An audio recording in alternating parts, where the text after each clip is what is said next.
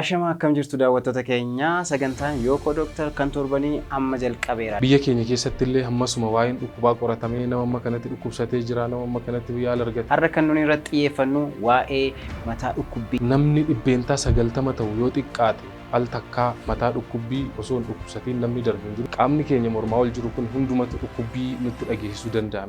Mataa dhukkubbii ka'umsa kan jennu mataa dhukkubbiin dhukkuba tokko miti. Ka'umsi mataa dhukkubbii yeroo baay'ee maal fa'aa ta'uu danda'a? Kanaaf ka'umsi mataa dhukkubbii kanadha. Ka'umsi mataa dhukkubbii sanadha jennee lafa kaa'uun baay'ee ulfaata.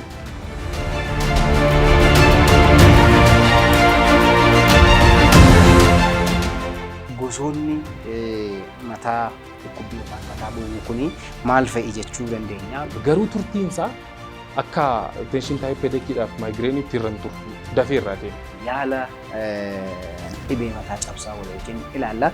Namni mataa dhukkubbii gosa kamuu qabu mataa dhukkubbii sana maaltu akka isatti kaachisu sirriitti of ilaale wantoota itti kaachisan sanarraa of qusachuu qaba. Egaa qorichoonni biyya keessa hin jiru. Isaan kana egaa biyyi keenya gaafa guddataa deemtu qorichoonni kun dhufu jedheen yaada.